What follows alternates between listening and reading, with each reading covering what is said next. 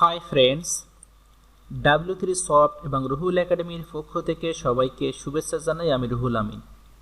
WordPress basic tutorial সিরিজের 2 নম্বর ক্লাসে আমরা দেখব যে কিভাবে আমরা ওয়ার্ডপ্রেসের সেটিংস কমপ্লিট করতে পারি, অর্থাৎ ওয়ার্ডপ্রেস ইনস্টল করার পর সেটিংস কিভাবে কমপ্লিট করতে হবে সেটা আমরা দেখতে পারবো ইনশাআল্লাহ। প্রথমে আমাদের ওয়ার্ডপ্রেস লগ ইন করতে হবে, অর্থাৎ আমি যখন আমার ফোল্ডার নেম দেওয়ার পর আমি ফোল্ডার নেমের পর স্যালারি দিয়ে আমি wp-admin আমার কি হবে, এখানে এই ইন্টারফেসটা আসবে। এখানে এই উইন্ডোটা হলো লগ ইন করার ফর্ম। এখানে আছে ইউজার নেম এবং পাসওয়ার্ড। ইউজার নেম আমার ছিল অ্যাডমিন এবং পাসওয়ার্ড ছিল আমার 12345 দিলাম। দেওয়ার পরে আমি লগ ইন বাটনে ক্লিক করব। ক্লিক করার পর আমার সামনে যে ইন্টারফেস আসবে সেখান থেকে আমি কি করব, আমি সেটিংস কমপ্লিট করব। এটা আমার ড্যাশবোর্ড। ড্যাশবোর্ড থেকে কি আছে, প্রথমে ওয়ার্ডপ্রেস ইনস্টল করার পর ফার্স্ট যে কাজটা হবে সেটা হলো অবশ্যই আমার সেটিংস কমপ্লিট করতে হবে। তাহলে প্রথমে আমি সেটিংসে যাব। যখন আমরা সেটিংসে ক্লিক করব, সেটিংস ক্লিক করার পর এখানে কি আসবে, সেটিংসে general settings, writing settings, reading settings, discussion settings, media, permalink, privacy. এই 5-6টা সেটিংস আছে, এটা কমপ্লিট করতে হবে। প্রথমে আমরা কি জেনারেল সেটিংসে ক্লিক করার পর এখানে কি আছে, সাইটের নেম, অর্থাৎ আমরা সাইটের উপরে যে এখানে রুহুল একাডেমি উপরে যেমন এই রুহুল একাডেমি হাইফেন ইউটিউব আছে, এটা সাইটের টাইটেল বলা হয়। তো এখানে সাইটেল আমি দেব, অর্থাৎ যদি আমি আরো ক্লিয়ার করি, এখান থেকে আমি ভিজিট করি সাইটটাকে, দেখুন এখানে যে ওয়ার্ডপ্রেস বেসিক টিউটোরিয়াল কথাটা লেখা আছে এটা হলো আপনার টাইটেল। এখানে তো আমি চেঞ্জ করি, এখানে যে ওয়ার্ডপ্রেস বেসিক না দিয়ে যদি আমি এখানে দেই রুহুল দিয়ে আমি সেভ দিলাম, তাহলে আমি এখানে দেখতে পারবো যে এখানে রুহুল চলে আসবে। দেখে সেভ দেই, আমি রিলোড করি, এখানে দেখুন এখানে চলে আসছে রুহুল, তার মানে টাইটেল বলতে এখানে বোঝায়। তাহলে আমি ব্যাক করি, আনডু করলাম, সেভ দিলাম।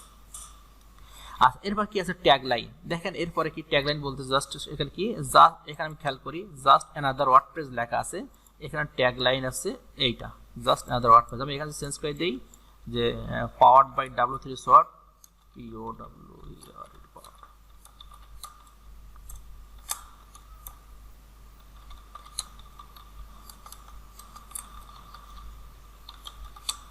আমি এটা যদি দেই, এখন যদি এখানে চেঞ্জ করি, খেয়াল করবেন এখানে কি আছে, এই যে পি দেখা আছে, powered by W3 soft limited. এখানে মাউস বাটন দেখা আছে নিচে, powered by W3 soft limited. তাহলে এইভাবে এটা হলো আমার ট্যাগ লাইন। দ্বিতীয় কথা হলো এখানে ওয়ার্ডপ্রেস অ্যাড্রেস ইউআরএল। এখানে বাই ডিফল্ট যেটা আছে সেটা থাক। যদি আপনি চেঞ্জ করতে যান তাহলে সেক্ষেত্রে সমস্যা হবে। কখন সমস্যা হবে, যখন আমরা এটাকে চেঞ্জ করব, চেঞ্জ করার পর আমরা অন্য কোনো একটা সার্ভারে উঠাবো, তখন এই নামটা আমাকে আবার ম্যানুয়ালি চেঞ্জ করে দিতে হবে। তা না হলে আমার সাইট লগ ইন করতে পারবো না, আমি লগ ইন করতে পারবো না, কোনো সাইট ভিজিট করতে পারবো না। আমি যখন এই সাইট হিট করবো অটোমেটিক্যালি রিডাইরেক্ট হয়ে সাইট চলে আসবে। সুতরাং এখানে যেটা আছে ওইটাই থাক ডিফল্ট। 2 নম্বর কথা হচ্ছে যে এখানে সাইট অ্যাড্রেস, সাইট ইউআরএল দুইটা ঠিক আছে। এরপর আছে অ্যাডমিনিস্ট্রেটর ইমেল অ্যাড্রেস। অবশ্যই অ্যাডমিনিস্ট্রেটর ইমেলটা আপনি দিয়ে দিবেন এখান থেকে, আপনার যে ইমেইলে নোটিফিকেশন যাবে সেই ইমেলটা এখানে দিয়ে দিতে হবে। তারপর আছে মেম্বারশিপ। যদি আমার সাইটে কোনো আমি কাউকে রেজিস্টার করতে দেই, ইউজারকে রেজিস্ট্রেশন করতে দেই, তাহলে এখানে অবশ্যই আমাকে চেক বক্সে চেক দিতে হবে। তাহলে এনিওয়ান ক্যান রেজিস্টার, যে কোনো পার্সন এখানে রেজিস্টার করতে পারবে। তারপর যেটা আছে নিউ ইউজার ডিফল্ট রোল, অর্থাৎ যদি আমি আমার সাইটে কাউকে আমি মেম্বারশিপ করতে দিতে পারি, অর্থাৎ আমি যদি কাউকে রেজিস্ট্রেশন করতে সুযোগ দেই, তাহলে সেক্ষেত্রে তার প্রথম রোলটা কি হবে, কি রোল প্লে করবে সে। তাহলে সেক্ষেত্রে আমি যদি এইটা সেট দেওয়া হয়, তাহলে অবশ্যই তাকে আমি এখান থেকে বলবো যে ফার্স্ট টাইম আমার সাইটে যারা রেজিস্টার করবে তাদের যে রোলটা সেটা হচ্ছে সাবস্ক্রাইবার। এই সাবস্ক্রাইবার হবে তাদের রোল। এখন সাইট ল্যাঙ্গুয়েজ এখানে যে আমরা ইনস্টল করার সময় আমরা অনেকগুলো ল্যাঙ্গুয়েজ দেখছিলাম, বাই ডিফল্ট ইংলিশ দিয়েছিলাম, এখানে আমরা এখান থেকে আবার চেঞ্জ করতে পারবো। তারপর হচ্ছে যে টাইম জোন আমরা আমাদের টাইম জোন দিয়ে দিতে পারবো, যে UTC+6 এখানে দিয়ে দিতে পারবো। এখানে আপনি যে কোনো টাইম জোন আপনি সিলেক্ট করতে পারবেন। ইচ্ছা করলে আপনার ক্লায়েন্টের কাছ থেকে আপনি তার টাইম জোন জেনে নিয়ে বা গুগল থেকে সার্চ করে কারণ টাইম জোন আপনি সিলেক্ট করতে পারবেন। তারপর হচ্ছে ডেট ফরম্যাটটা কি জিনিস, যেমন আমরা যখন ডেট ফরম্যাট দেই তাহলে বিভিন্ন ডেট ফরম্যাট আছে, এখানে দেখা আছে যে এফ যদি দেওয়া হয় তাহলে প্রথমে আসবে কি মাসের নাম, তারপর ডেট, তারপর তারিখ, এফ জে ওয়াই, তারপর এরকম বিভিন্ন ফরম্যাট এখানে আছে, যে ফরম্যাট আপনি চাচ্ছেন সেই ফরম্যাট এখানে দিতে পারবেন। এছাড়া ইচ্ছা করলে কাস্টম ফরম্যাটে দিতে পারবেন। আপনি কাস্টম ফরম্যাটে দিলে সেক্ষেত্রে কি হবে, আপনাকে গুগল থেকে একটা সার্চ করে নিয়ে সেখানে দিয়ে দিবেন কাস্টম ফরম্যাট। তো আমি বাই ডিফল্ট যেটা আছে এটা থাক, এই ডেট ফরম্যাট দিয়ে দিলাম। টাইম ফরম্যাট কি হবে, একটা আছে দেখেন এখানে আছে কি এএম পিএম ফরম্যাট আছে, আর আছে কি কাস্টম ফরম্যাট, আর একটা আছে কি 24 আওয়ার ফরম্যাট। এই ফরম্যাটে দিলে কি হবে যে 21, 22, 23, 24 এইভাবে হতে থাকবে। ঠিক আছে, তা বাই ডিফল্ট যে টাইম ফরম্যাট আছে এটা থাক। তো ক্লায়েন্ট এখানে কি আছে, যেখানে কাস্টম ফরম্যাট আছে, যদি ক্লায়েন্টের কোনো চাহিদা থাকে যে আমি এই ফরম্যাটে টাইমটা ডিসপ্লে করতে চাচ্ছি, সেক্ষেত্রে সেটা আমরা এখানে দিয়ে দিব। কাস্টমে ক্লিক করার পর এই বক্সে আমরা সেটা দিয়ে দিব। তারপর উইক স্টার্ট ওয়ার, অর্থাৎ সপ্তাহের প্রথম দিন শুরু হয় কী বার দিয়ে, আমাদের শুরু হয় শনিবার দিয়ে, ইন্ডিয়া বা অন্যদের শুরু হয় রবিবার দিয়ে বা সোমবার দিয়ে যেতে, তাহলে এখান থেকে আমি সোমবার দেওয়া আছে, আপনারা ইচ্ছা করলে যে কোনো টাইম এখন দিয়ে দিতে পারেন এখানে যে কী বার দিয়ে শুরু হয়। এরপর আমি দেওয়ার পরে আমি সেভ চেঞ্জে ক্লিক করব, তাহলে আমার জেনারেল সেটিংস কমপ্লিট। তারপর এখানে 2 নম্বর আছে রাইটিং। রাইটিংয়ে কি থাকবে এখানে, যে আমার ডিফল্ট পোস্টগুলো কোন ক্যাটাগরি থাকবে, আনক্যাটাগরি দেওয়া আছে। এখানে আপনি যে কোনো একটা ক্যাটাগরি সিলেক্ট করতে পারবেন। কোথায় সিলেক্ট করবেন, দেখুন আমি এখানে যদি এই পোস্ট যাই, পোস্ট থেকে এখানে ক্যাটাগরিজ আছে, ক্যাটাগরিজ থেকে আমি একটা ক্যাটাগরি সিলেক্ট করি, নাম দিলাম W3 category, W3 soft category দিলাম, যে আমি অ্যাড ক্যাটাগরি ক্লিক করলাম। দেখুন এখন যদি আমি এখানে রিলোড করি, তাহলে দেখুন আমার এখানে ক্যাটাগরি লিস্ট চলে আসবে। আমি ইচ্ছা করলে তাহলে আমার কি যে পোস্টগুলো কোনো ক্যাটাগরি না দেওয়া হবে অটোমেটিক W3 সফট ক্যাটাগরি চলে যাবে। ঠিক আছে, আর এখানে তাহলে এটাই বলা হয় ডিফল্ট পোস্ট ক্যাটাগরি। এবার কি আছে ডিফল্ট পোস্ট ফরম্যাট, এখানে আছে অনেকগুলো ফরম্যাট আছে, তা আমি এখানে এই ফরম্যাটগুলো নিয়ে পরে আলোচনা করব। বাই ডিফল্ট স্ট্যান্ডার্ড টাক। আচ্ছা, এরপরে মেইল সার্ভার, এই মেইল সার্ভারগুলো নিয়ে পরে আলোচনা করবো, কারণ মেইল সার্ভার দরকার আছে কিন্তু এখন এই মুহূর্তে দরকার নেই। ঠিক আছে, তা আমি সেভ চেঞ্জ দিলাম। এরপর আছে রিডিং। রিডিং ফরম্যাটে কি আছে, এখানে ইওর হোম পেজ ডিসপ্লে, এখানে কি আছে যে আমার হোম পেজে আমার কোনগুলো ডিসপ্লে হবে, এখানে আমি ইওর লেটেস্ট পোস্ট, অর্থাৎ যে পোস্টগুলো সর্বশেষ হবে সেগুলো ডিসপ্লে হবে, এইভাবে বলা আছে। এখানে আমরা স্কুল চেঞ্জ করতে পারবো। সেক্ষেত্রে আমরা যখন আমরা কাস্টম পেজ তৈরি করবো তখন সেখানে দেখতে পারবো। যদি এখানে আমরা লেটেস্ট পোস্ট ছাড়া যদি এখানে আমরা স্টাডি ক্লিক করি, তাহলে এখান থেকে আমাকে হোম পেজ দেখাইতে হবে, অর্থাৎ এখান থেকে কোন পেজ সিলেক্ট হবে সেটা আমার দেখাইতে হবে এখান থেকে। তো এখানে পেজগুলো কোথা থেকে আসবে, এখানে পেজগুলো আসবে, যা আমি একটু দেখাই দিই একবারেই। সেটা হচ্ছে যে এখান থেকে যদি পেজ তৈরি করি, আমি পেজ তৈরি করলাম, যদি এখানে আমি দেই পেজের নাম দিলাম রুহুল একাডেমি।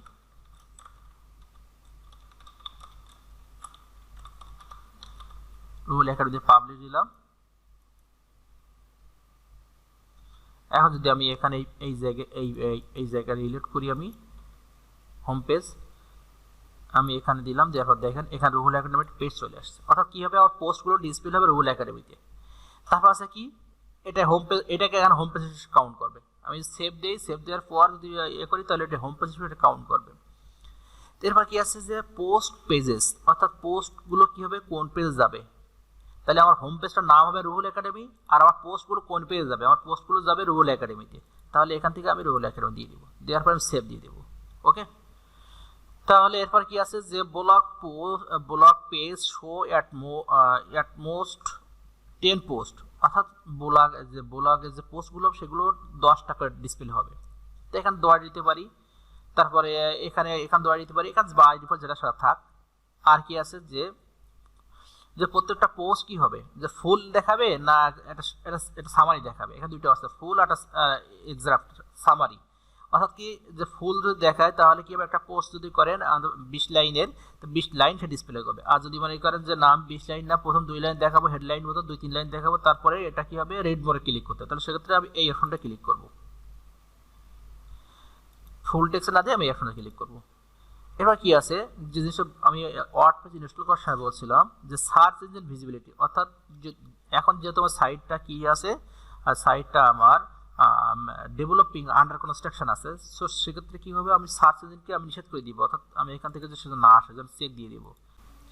এরপরে ডিসকাশন সেটিংসে কিছু আছে, এখানে কয়েকটা আছে যে কমেন্টসের জন্য, পোস্টের জন্য, এগুলো তেমন কোনো বিষয় না, আপনারা জাস্ট পড়ে নিতে পারবেন যে কতদিন পর্যন্ত পোস্ট ডিসপ্লে হবে, কতদিন পর্যন্ত কমেন্টস ডিসপ্লে হবে, কতদিন পর্যন্ত কমেন্ট অ্যাপ্রুভ না করলে ডিলিট হয়ে যাবে, এগুলো এখানে দেওয়া আছে, এগুলো দেখে নেবেন, এইগুলো আপনারা দেখলে বুঝতে পারবেন।